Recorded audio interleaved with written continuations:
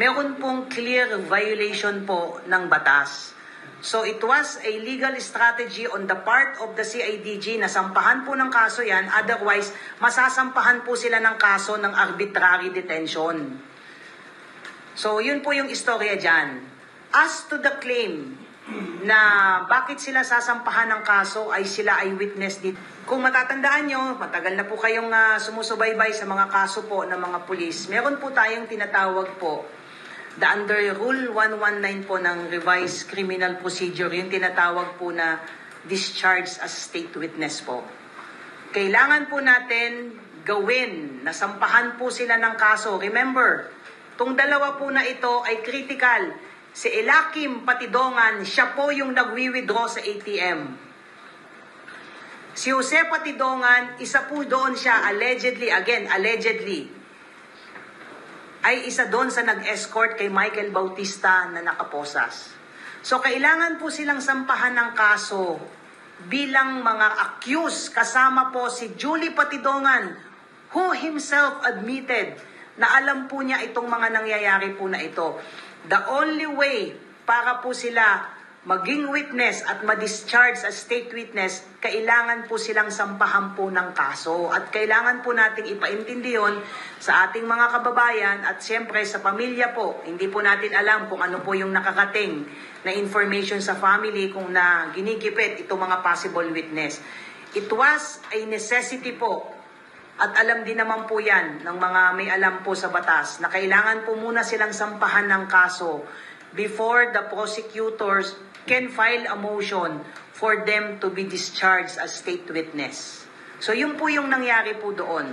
At it's so unfair po, very unfair po on the part of General Macapas sa mga lumalabas po ngayong information na he is trying to muddle the investigation. But in reality, yung mama ay nagtrabaho lamang po. Yun po yung istorya po doon. Ngayon, anong tanong, bakit kailangan kasuhan? Sinagot na po natin yon para later on, they can be discharged as state witness. Ano po ba yung mga requisite? Bago po ang isang individual na kasama po dito sa kaso na ito ay ma-consider na state witness po. Unang-una po ay there is an absolute necessity doon po sa kanilang mga testimonya. Obviously, critical po ang magiging testimony po nitong dalawa po na ito. Because sila po, unang-una, siya po, si Elakim Patidongan, yung nag-withdraw allegedly nung ATM, na alam natin na pag-aari ng isa sa mga nawawalang subungero. So ang tanong dyan, paano napunta sa kanya yung ATM? Kasama ba siya sa nakumuha doon sa nawawalang si Melbert Santos at 3 pa niyang kasamahan? May nag-utos ba sa kanya para mag-withdraw? At may alam ba siya asaan na itong mga nawawalang missing sa bungero? Ganun po ka-critical yung kanyang participation po. Kaya there is an absolute necessity for the testimony po nitong tao na nag-withdraw sa ATM. Pangalawa po, para ma-considered po siya as state witness, there is no other direct evidence available for the prosecution to prove yung involvement po ng mga possible direct perpetrators sa pagkakawala po ng mga missing sa bungero hanggang sa mga nag-utos o mastermind na pagkawala ng mga missing sa bungero po natin. Pangatlo po, yung testimonya po ni Julie Patidongan, hindi po tayo po pwedeng basta mag-rely sa testimony po niya. Kasi later on, pwede po niyang i-retract ito at later on ay po pwede pong may mga ebidensya that may somehow contradict itong kanyang mga sinasabi. Kailangan po natin ng iba pang testimonya to corroborate yung testimonya po ni Julie Patidongan. Ito pong dalawang tao po natin, we believe, ay po pwede pong i-corroborate. Dahil nga meron silang direct participation dun sa at least dun sa dalawang nawawalang missing sa bungero, which is Michael Bautista at si Melbert John Santos. At isa sa pinaka-importante po na requisite para ang isang tao po ay ma-discharge as state witness, he should not be the most guilty doon sa mga perpetrators po. At dapat po ay wala po silang mga previous conviction So yun po, kaya nilalatag ko po ito para maintindihan po ng ating mga kababayan na from the start po, ang ginawa lang po ng team po ni General Macapas ay within the bounds of law po.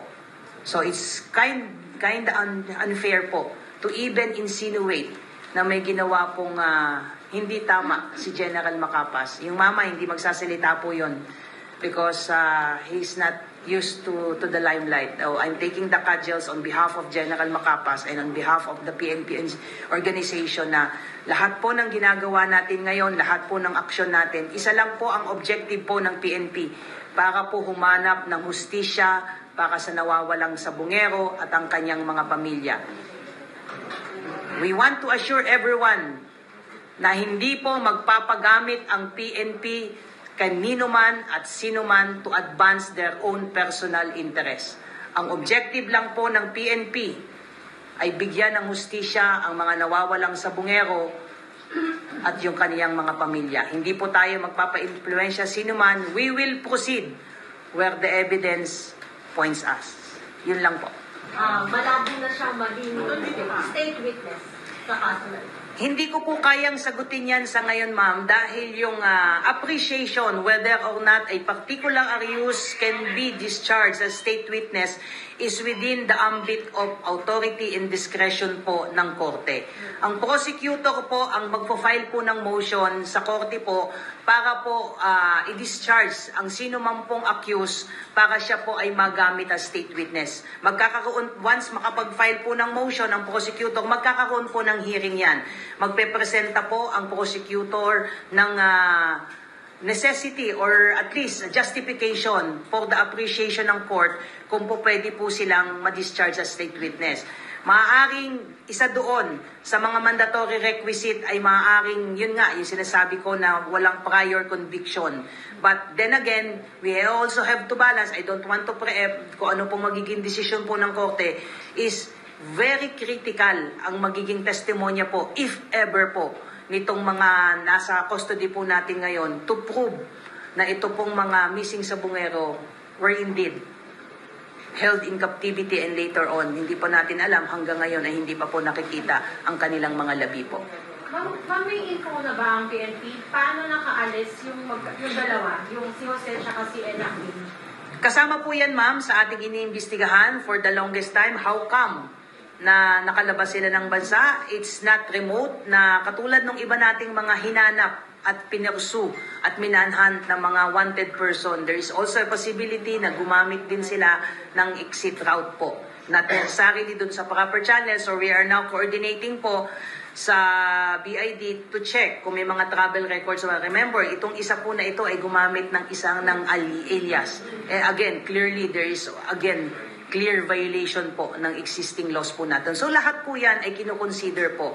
So kailangan lang po siguro nating ipaliwanag sa pamilya kung bakit nating kakasuhan sila ng a separate case maliban po doon sa kanilang possible involvement po dito po sa kaso po ng mga missing sabungero. Yes, ma'am. Ma'am, sa statement ni alias Totoy, yung mga binibigay niya na statement, parang ang lumalabas kasi sa mga statement niya, yung mga pulis ang dumudukot, yung mga pulis ang kumukuha dito sa mga sabungero na ito. Pero yung nakita sa CCTV, kapatid niya pala, yung at siyang nagtuto sa mga kapatid niya.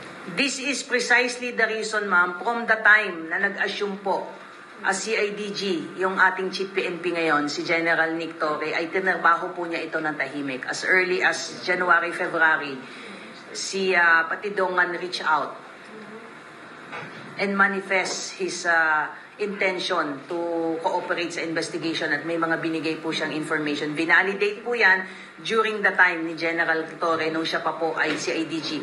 Tahimik, hindi lumabas sa media kasi we don't want to preempt the ongoing investigation, validation until such time na dubuo po itong mga kwento po na ito at itinon over po natin ang kaso sa DOJ for purposes of case build-up pursuant to DC-20. From the time the case folder was turned over sa DOJ, wala pong statement na binigay ang PNP dahil gusto natin na tahimik investigahan po ito. So may mga lumalabas na mga pananalita si Mr. Patidongan, hindi po kontrolado ng PNP po yon. It's up to him kung anong gusto niyang sabihin. But on the part of the PNP, uulitin ko po, we will proceed where the evidence points us. Clearly, meron pong direksyon yung ginagawang investigation ng PNP. Sabi nga natin, regardless kung sinong tatamaan, regardless kung sinong lulutang sa ating investigasyon, wala tayong papanigan, kundi katotohanan at hustisya. Ma'am, bakit kaya ilipat si General Capas from CIDG? Okay, just to give you history po, mag-backtrack po tayo. When the Chief PNP assumed position as the Chief PNP, nabakante po ang CIDG. Meron pong mga kinonsider kung sino po ang pupunta sa CIDG. Pero hindi po natuloy, kaya supposedly si General Macapas is being considered for another position. But as to the reason bakit hindi po siya natuloy, ay napunta po siya sa CIDG because he enjoys the trust and confidence of the Chief PNP. Being a seasoned and veteran intelligence officer, the Chief PNP decided then that it would be to the advantage of the PNP organization kung ang ilalagay po sa CIDG ay isang intelligence officer at seasoned na investigator like General Macapas. Although he manifested his reservation at the time he was requested by the Chief PNP na umupo mo na si CIDG because that position is for 2-star. Hindi na po mapopromote si General Macapas because wala na po. Meron po tayong rule na if you are less than 1 year po ay hindi ka na po mapopromote. As a good soldier, sumunod po siya sa request po ng ating Chief PNP na umupo sa CIDG at immediately get down to business. Kaya nagkaroon po tayo ng magandang development po dito po sa kaso po na ito. I want to confirm that it was General Macapas who requested the Chief PNP para mailipat na siya. Kasi sayang po yung position po na yon na exclusive po yon for 2-star or at least entry position. And the Chief PNP acceded to his request. There is no truth na mayroon pong nag-request na itanggalin po siya sa CIDG. Again, it would be very, very unfair po na sabihin na mayroon pong nag-utos kay Chief PNP para tanggalin po siya sa CIDG. I would say this with all certainty, no one and nobody could dictate kay Chief PNP kung saan po dapat dalhin ang mga officer at saan po dapat pumunta ang mga officer. It was the personal request of General Macapas na may lipat po siya sa region, sa ibang region po para mag-RD po. Why Region 12?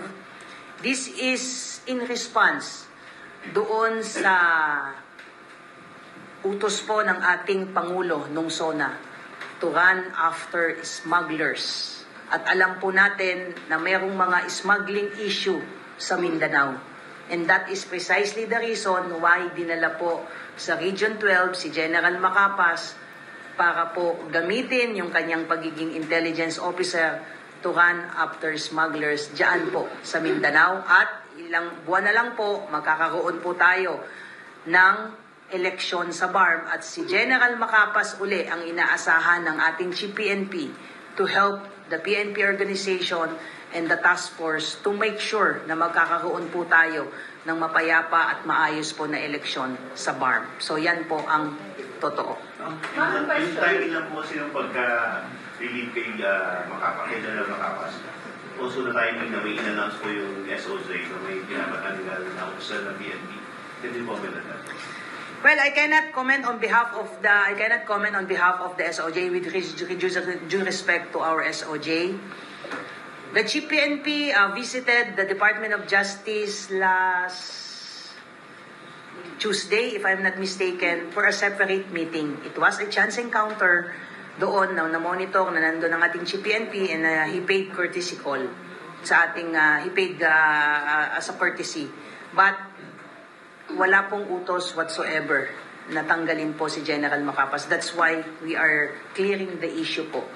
So kung mayroon man po bang nirelieve as a result ng bungling ng kaso po na ito, definitely it's not General Macapas. Pero meron po ba? Can you confirm kung meron pong PNP official? Sino? Again, I cannot speak on behalf of the SOJ with due respect to our secretary, but again, like I said, this is the position being taken by the PNP to clear the issue once and for all that General Macapas was not relieved. He is not the person being alluded to na nirelieve because of bungling of case, particularly ito pong kaso po ng missing Sabungero. Like I said, it would be really unfair sa parte po ni General Macapas. But anyway, pero meron pong narinig na official because of this issue. I cannot comment on that. For now. Because you have to understand, sir, ma'am, na all these things might have an effect dito sa mga kaso po na ito. We don't want to muddle the issue because of some misinformation, some misunderstanding. Because at the end of the day po, sir, ang gusto po natin talaga ngayon ay hindi tayo mawala sa focus. Ang focus natin ay bigyan ng hustisya yung mga nawawalang sabungero at ang mga pamilya. And we expect in the coming days, if not today, bago matapos po itong linggo, ay magkakaroon po ng pagpupulong sa panig po ng bagong liderato po ng CIDG at ng mga pamilya po to iron these mga issues po. Minsan, pag ikaw po kasi yung pamilya ng mga missing sabungero, lahat ng naririnig mo ngayon, whether true or not, masakit po sa kanilang mga panig po. And yun po yung reason kung bakit hindi po sa tayo nagsasalita until now, just to clear the issue po. General, tanong ko lang po kasi taon na po yung lumipas sa kaso dito ng mga missing sabungeros. Ngayon lang po ba nalaman ng PNP yung pagkakasampot ng mga pulis dito sa kaso dito? This is not only the first time na alam po natin yung possible involvement po ng ilang mga kapulisan. Pero knowing and getting a clear evidence that would directly link them is another thing. Kaya from the time po na pumutok po ito noong 2022 na lumapit po yung mga missing pamilya po ng missing sabungero sa CIDG, ilang beses na pong nagpalit ng direktor at leadership ang CIDG, nagtuloy-tuloy po tayo. Ngayon po ay bigla pong Julie Patidongan came forward, giving information, admitting his participation, giving critical information with respect sa mga possible na ginawa doon sa mga missing sabungero at posibleng yung possible involvement ng mga pulis. Kaya nga po dinala sila dito sa Krame under restrictive custody. Tuloy-tuloy po yung investigation po natin. So, ano po yung ginagawa ng PNP, particularly the CIDG from the previous years, kung hindi man lumutang ito si Julie? Wala kayong idea or mga ebidensya na hawak? Meron po tayong mga ebidensya, ma'am. It would be, again, unfair to even insinuate na wala po tayong ginawa mula po noong 2022. Marami po. But just like in any other sensational cases, lalong-lalo po ngayon na may DC-20 na po tayo, hindi na po probable cause lang po yung hinahanap natin ngayon. Ang hinahanap nating ebidensya ngayon sa level pa lang ng prosecutor's level is prima facie evidence and reasonable certainty of conviction. We could always file the case. Pero ang tanong ba, tatayo ba ito sa korte?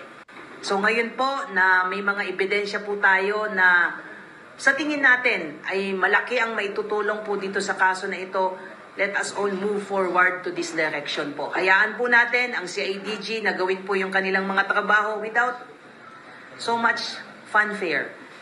Again, ang family din naman po ay nagre-request din naman po ng kaunting privacy para dito po sa pagkamit po nila ng hustisya at ayun, gusto ko pong kuhanin, ma'am, sir, yung pagkakataon na ito para once and for all reassure the family of the missing sabungero at ang ating mga kababayan na hindi po kailanman bumitaw ang PNP, lalong-lalo na po ang CIDG sa pag-iimbestiga po ng kaso po na ito. At sana po, kung meron pa po dyan, na meron pa pong mga information na makakatulong sa kaso po na ito, magsama-sama po tayo para sa pagkamit po ng hustisya sa mga nawawalang sabungero po. Ma'am, ang PNP ba sa ngayon, meron ang hawak na affidavit mismo ni Patidongan, ni Alias Totoy? I understand, ma'am, ay yung pong forward po na case folder po sa DOJ ay kalaki po doon ang affidavit po ni Mr. Patidongan po At dumadaan po ngayon yan sa case build-up at meron na rin pong ibinigay na initial recommendation po ang National Prosecution Service at meron pa po tayong ibang mga ebidensya at iba pa pong mga requirements na kailangan po nating isumiti sa kanila before the DOJ, at least sa level po ng National Prosecutor Service, para po i-elevate po ito at sampahan po ng information with respect po doon sa possible involvement po ng ilang pang mga tao na pinangalanan din po ni Mr. Julie Patidongan. So hanggang sa ngayon, safe to say na maging airtight siya against doon sa kung sino man yung allegedly behind all this chaos. Tama po yun, ma'am. Dumadaan po ngayon sa case build-up. Remember, ilang beses na rin nagpa-interview si Julie Patidongan, si alias Totoy. Marami siyang binanggit na pangalan. At ayaw nating basta magsampa ng kaso na hilaw. Gusto natin na may mga pinangalanan siyang mga matataas na tao. And we cannot just rely in the same manner na ginawa natin sa ibang mga malalaki na kaso na hindi tayo pwedeng mag-rely sa isang testimonya lang ng isang tao na ang dali-daling isway. Iba kasi yung usapan ng magsasalita ako in front of the TV at uupo na ako dyan sa korte at ang defense counsel na ang magtatanong ay hindi na natin ma-justify yun. Iba po yun eh.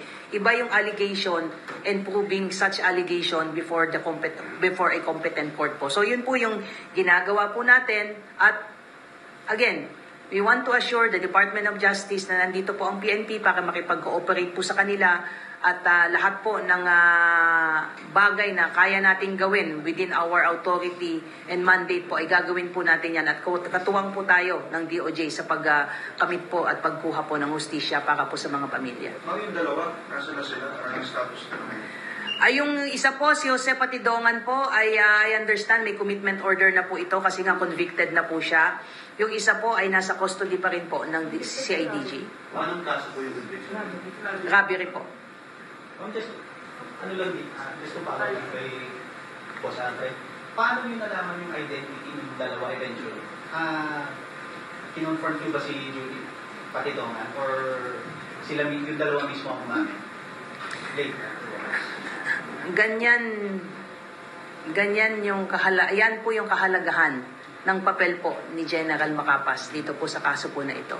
It was General Macapas himself who established the identities po ng dalawa po na ito through the recruited informant po. At nung makuha po sila doon, mismo si General Macapas at kumuha at they confirmed na sila po yun. Ma'am, wala namang angulo na sinasabi na may mga insinuation daw na or mga information ng mga police na maaaring mastermind si Patidongan, si Julie Patidongan, kaya ganyan. As to the specific role ni Julie Patidongan dito sa mga cases po na ito, again, it is not within the ambit of mandate po ng PNP para ituro na si Patidongan ang mastermind o iba pa pang tao. Gaya ng nasabi ko, kung ano po ang ebidensya na makakala po natin at maisasubmit po at makikita ng prosecution team ay kung ano ang kanya magiging participation po. But no less than Julie Patidongan, sa mga naririnig natin na pananalita, ay marami siyang alam dito sa mga kaso po na ito. Definitely, his statement would be critical, but then again, importante po na maipaintindi natin na his statement must be corroborated with other pieces of evidence, including ito pong posible pong pakikipagtulungan po nitong dalawang kapatid niya. Because critical po itong dalawang kapatid niya based doon sa mga video footages po na nakalap po natin. So, General, clearly po na wala pa tayong malinaw na mastermind dito sa kasong ito. Meron na po tayo na direksyon dito sa investigation, but it is not for us to say. Kasi dumadaan nga po ito sa case build-up. Kung sino-sino po ang mga individual at personalidad po na eventually ay kakasuhan po ng DOJ, antayin po natin yun. So, para po nag-i-start lang tayo ulit? Hindi po tayo nag-i-start, ma'am. Matagal na po nating inimbestigahan ito. Yung mga ipinadala po nating mga bagong ebidensya dahil na rin po sa paglutang po mismo ni Julia Patidongan na kasama na po, umpisa pa lamang sa mga kinasuhan natin. Remember, 6 po yan na mga security personnel na kinasuhan natin. Kasama po yan si Julia Patidongan. Na-issuehan po ng warrant of arrest yan. PNP din po ang humuli sa mga yan. But however, nalabasan po sila, nag-file po sila ng petition for bail, ginaran po yan ng korte po, nalabasan po sila, kaya nakalabas po sila after, I think, paying 1 million cash ban each. So, hindi na po kontrolado po ng PNP yun. But again, it is unfair for anyone to insinuate na tinulugan po itong kaso na po na ito. Tuloy-tuloy po ang ginawang investigation po. It so happened, it's quite, one of the challenges na talagang kinaharap po ng PNP ay yung mga absence po ng mga witness na magpapatunay na ito pong mga pinapangalanan, including Patidongan and others, ay may kinalaman sa kaso. We appreciate, we don't want to diminish the importance po ng paglutang po ni Julie Patidongan. Last one, Malaki po ang magiging papel po niya dito sa kaso po na ito. with the directives of the President po na binanggit niya sa SONA, meron po ba tayong deadline o timeline na sinet ang PNP para po sa mabilis na pagresolba sa kaso dito? Wala po tayong sineset na anumang deadline po dito. But the President had already spoken. Tututukan po natin itong kaso po na ito. The change in the leadership ng CADG, the Chief PNP is more than confident na we are heading to the right direction po. So we will give you from time to time updates po, and we just have to wait po so ano magiging action po ng DOJ with respect po dito sa kasong idinulog po natin sa kanila po, with respect dun sa mga additional pieces of evidence po, including the affidavit executed by Julie Patidongan and possible cooperation po nitong dalawang nakuha po natin. Ang last question lang po. Mag-reaction lang kasi may ibang pamilya po ng mga missing sa Buero. Sinabi nila, hinihiling daw po nila na balikan yung liderato ng CIDG kasi may lumapit daw po sa kanila na... Well, to address these issues, hindi natin kailangan i-address dito itong mga issue na to in open arena po. Naiintindihan natin ang damdamin ng mga pamilya pag may mga nakakarating sila sa kanilang mga information, whether true or not. That is precisely the reason why yung bagong liderato po ng CIDG will be reaching out to the family and explain to them personally yung naging development po dito po sa kaso na ito. Wala po tayong aakusahan ng sinuman without evidence to substantiate those allegations po. So yun po yung ipapaliwanag po natin sa pamilya, at again, to reassure them also na hindi po tayo, at nandun po tayo sa direksyon, kasama po nila tayo sa laban nila para po makakamit po ang justisya. Ma'am Jean, sa mga pulis, meron na bang figure sa inyo na willing na silang maging state witness or makikipagtulungan doon sa mga hinawakan ko lang? I cannot categorically give comment on that, sir, because ongoing po yung pakikipag-usap po natin dito sa ating mga pulis at iba pa pong mga posibleng witness po. Again, we don't want to preempt po yung mga posible pong ating gagamitin, but suffice to say po, we are receiving other vital information, not only doon po sa part po ni ng mga Patidongan brothers, at yung iba po ay titingnan po natin. Ayaw lang po nating mangyari na we will be announcing it in the media, in the public, at yung iba naman po na mga posible pang magsalita would again be apprehensive, lalo't pumutok na po sa media yung posible nilang pakikipag-cooperate po. Ginagawa mong pag-examine ng forensic group natin, update na po ba sila at o nasubmit na po ba ito sa mga parties? Yes po, sir, doon po sa mga na-recover po ng mga possible human remains po doon sa Taal Lake, medyo ang challenge po doon dahil matagal na nga pong nakasubmerge ay medyo wala na po tayong na-extract po accordingly na DNA profile po doon sa matagal na pong nakasubmerge, parang contaminated na po. However po, doon po sa Nahukay po sa sementeryo po ay meron pong nakuha po doon na dali lang po para hindi ako magkamali. Yun. Yung 3 cadaver po na na-recover po isa sa sementeryo po sa Batangas, 3 pong DNA profiles po ang nakuha po doon, 2 lalaki po at 1 babae po. Doon sa inixium po na DNA doon po sa mga buto po doon sa sementeryo. However po ay negative po doon ang matching doon sa 23 DNA reference po. Doon sa mga who came forward and provided po DNA profile po. Huwag tayo doon sa babae. Wala din nag-match doon sa mga previous cases na hinahawakan natin. 23 po kasi lahat yung who voluntarily submitted yung kanilang DNA profile po just to cross-match po doon sa mga na sinisid po na mga remains at doon po sa 3 cadavers po na nakuha po sa sementeryo. So again, gusto ko rin pong kuhanin din po yung mga pagkakataon na ito. Baka meron pa po tayo dyan na makakapanood po nito na may mga kaanak doon sa mga missing sa Bungero. At sinasabi naman po natin yung kondisyon at status po ng mga nakuha po nating mga suot po ng mga posible pong mga biktima po ay kung makikita po nila yan, they can immediately coordinate with us para po madala po natin sila sa forensic group at makuhanan din po ng DNA. Ma'am, sorry para baka out of ano to. Pero kasi may mga hinahanap din tayo mga ibang taong nawawala. For example, yung beauty queen na si Camila, ginagawa ba ng PNP yun? Kahit hindi ko involved din sa missing sa Bungeros. Dahil may nakuha tayong DNA, ima-match na rin natin ng mga hinahanap pa natin. Kaya nga po ako ma'am nananawagan ngayon na maaaring hindi lamang po baka mga missing sa Bungero ang masosolve po natin sa kaso po na ito. So for those members of the family na may mga nawalang kaanak po, they can coordinate doon po sa pagkamilapit na stasyon po para makuhanan po sila ng DNA test para po baka sakali po may mag-match po dito sa mga nakuha po. And kahapon po as of July, pwede ba natin ipakita? July, pang retrieval operation po ng alleged human remains. As of July 30, may na-recover po uli. Next. Yan po. So, the same process po ang gagawin po natin dyan para po i-confirm po kung next.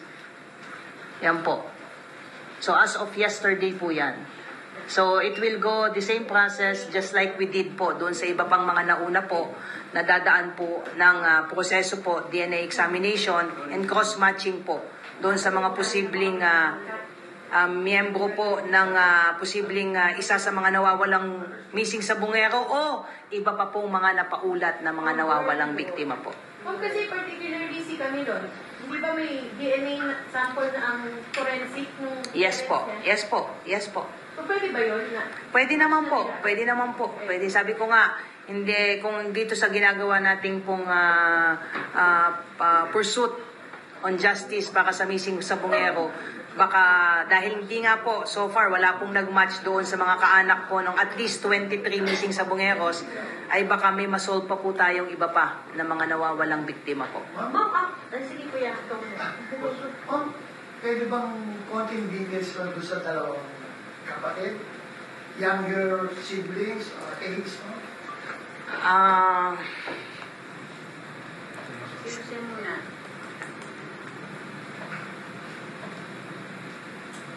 As to their identity, I gave the names, the other particulars po, na yung isa may conviction po, yung isa is half-brother, si Elakim, who uses the alias Robert Bailon po. So again, we don't want to preempt again na you also have to understand may mga reservation din po on their part to cooperate and all. Siyempre may mga pamilya din po yan. We don't want to put them on the spot. What is clear to us, at least doon sa mga initial talks with them is they are willing to cooperate po. So, ipagpaumanhin niyo na po sir kung di ako makapagbigay ng iba pa pong detalye. But we are hopeful na itutuloy po nila yung pag-cooperate po sa atin para mabigyan din po ng hustisya. Sabi ko nga, napaka-critical po ng kanilang magiging testimonya po. Saan po yung warrant patient? Sino siya? I will have to check, sir, kung saan yung warrant ng conviction po niya. But definitely, meron po siyang... Kung di ako nagkakamali, sir, para hindi ako magkamali, bigay ko sa inyo yung details mamaya kung saan po yung may conviction po siya.